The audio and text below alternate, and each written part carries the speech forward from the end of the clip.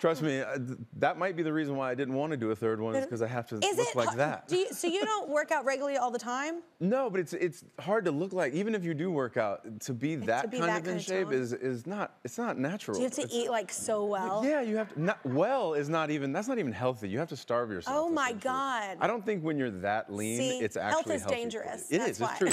Est-ce que tu es beau, grand, à partir d'1,80 m bien sûr, suffisamment velu? As-tu un corps d'athlète, des muscles saillants, de longs doigts magnifiques, un regard sûr, une allure charismatique? As-tu la voix grave, des abdos, une mâchoire carrée, une démarche qui en jette? Si tu n'as pas tous ces critères, alors tu n'es pas attirant, je suis désolée. Ça ne sert à rien d'essayer de draguer, tu vas te faire rembarrer de toute façon. C'est ce que la société, les médias, la culture pop et j'en passe ont mis dans la tête du sexe féminin aujourd'hui, qu'il s'agisse des femmes ou alors d'adolescentes, et a érigé comme modèle de beauté masculin. Et encore, ce que je viens de citer, c'est vraiment encore accessible dans une certaine mesure. Mais il y a des critères vraiment lunatiques qui se sont greffés aux critères du mec idéal. PDG, multimillionnaire ou encore mafieux à temps partiel. Et oui, c'est vraiment what the fuck. L'image de l'homme idéal est en fait présente partout, à la télé, dans les publicités ou alors dans les films, mais également sur les réseaux sociaux. Et contrairement à ce que la société laisse croire ou alors à ce que ces hommes-là laissent croire, ces standards de beauté les affectent tout autant que nous serions affectés par les nôtres.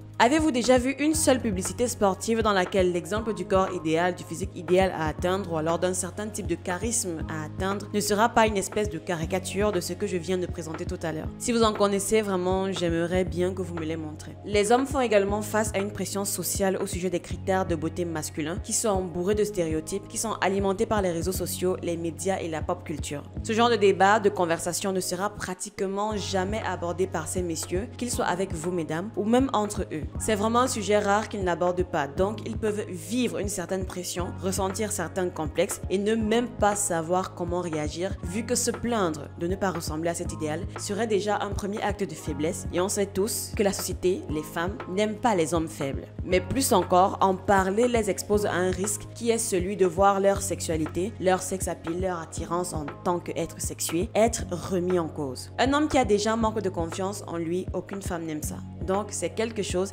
qui va surtout rester dans leur tête sans jamais pouvoir être extériorisé. Et dans cette vidéo, j'ai décidé de m'attarder sur cette thématique parce que déjà, je trouve qu'il n'y a pas assez de sujets comme ça. En tout cas, j'en ai pas trouvé assez. Je pense que des sujets de ce genre méritent de faire écho. Alors attention, on se connaît. Cette vidéo n'a pas pour but de montrer qui de la femme ou de l'homme souffre le plus en matière de jugement en fonction de leur physique. C'est réel, c'est acté qu'à la femme, on en exigera beaucoup plus parce que depuis longtemps, la valeur d'une femme a été jugée et je pense que ça l'est encore, que c'est encore le cas aujourd'hui. La valeur d'une femme est fonction de sa beauté physique. Alors ne commençons pas à le nier. Mais ça n'exclut pas la légitimité de cette vidéo. Voilà. Donc surtout, n'hésitez pas à écouter la vidéo jusqu'à la fin avant de laisser un commentaire. Chez la femme donc, par exemple, lorsque ces critères de beauté de la femme idéale, qui en réalité sont des attentes toxiques de la société vis-à-vis de ce que doit être une femme à tout prix, un mouvement s'est créé pour faire obstacle à la prolifération de cette façon de penser. Ce courant, j'en avais déjà parlé dans une précédente vidéo, il s'appelle le body positive. Pour faire comprendre au monde que toutes les morphologies se valent, tout type de physique en santé se valent. Et que par conséquent, il ne devrait pas y avoir une checklist qu'une femme doit respecter à la lettre si elle veut être considérée comme attirante, comme sexuée, sensuelle, comme idéale en fait. Cette histoire du body positive a eu énormément d'impact, ce qui a fait en sorte que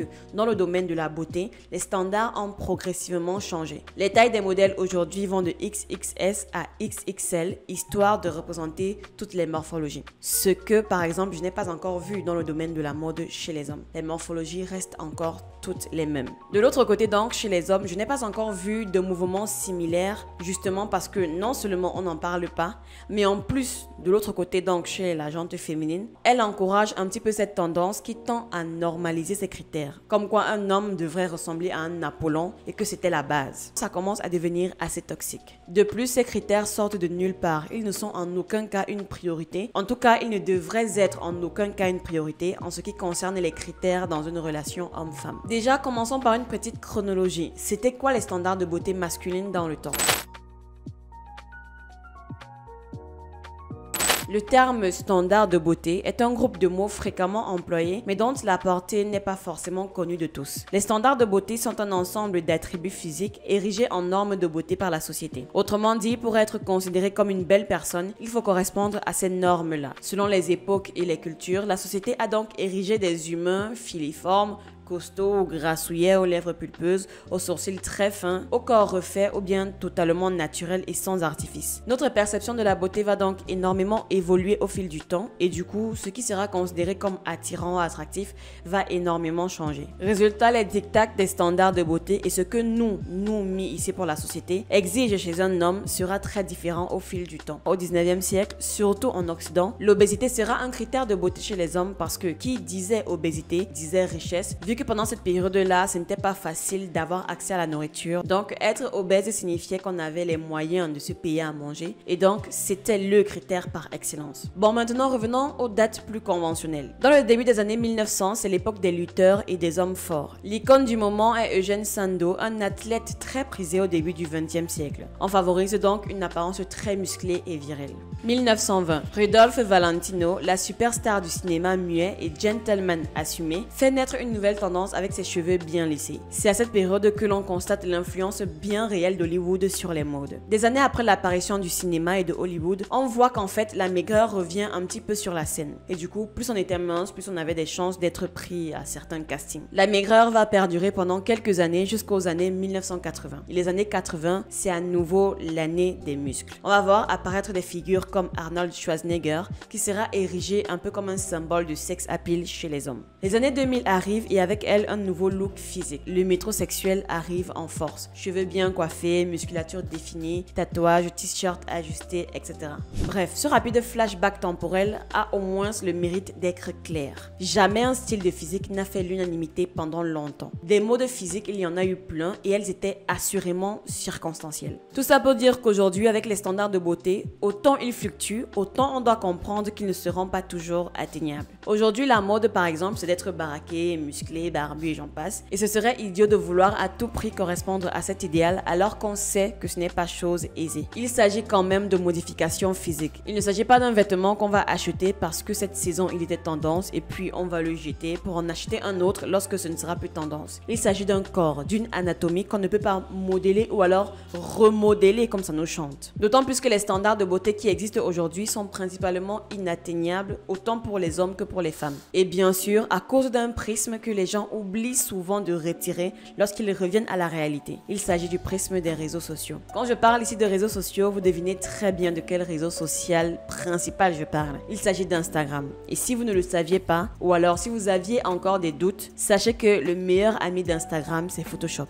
Vraiment, j'espère que vous aurez cette vérité-là en tête chaque fois que vous verrez des photos un petit peu trop parfaites pour vous. Instagram donne une fausse tendance des standards de beauté, des critères de beauté. En général, lorsqu'un style de physique est érigé en tant que standard de beauté, que ce soit dans un pays ou alors sur une temporalité donnée à travers le monde, vu qu'en ce moment nous vivons sous le prisme occidental, on va parler ici du prisme occidental. Lorsqu'un physique sera donc érigé en standard, c'est parce qu'il y a toujours une ou deux, trois personnalités, qu'elles soient publiques ou alors qu'elles sortent même peut-être de nulle part, mais juste que leurs images se sont retrouvées à faire la une des journaux. Et ce physique a été érigé, en tout cas surtout pour les hommes, comme un physique qui transpire le sex appeal, parce que c'est ce qui compte chez les hommes, le sex appeal vraiment. Je me rappelle à une certaine période donnée, c'était Henry Cavill, l'acteur qui incarne Superman, ou encore The Witcher si vous préférez. Henry Cavill a été la norme niveau physique, niveau carrure. Si vous regardez par exemple le Superman des années 80-86, et si vous faites un parallèle avec Henry Cavill, le Superman de Henry Cavill maintenant, au niveau morphologique, il y a un gros gap.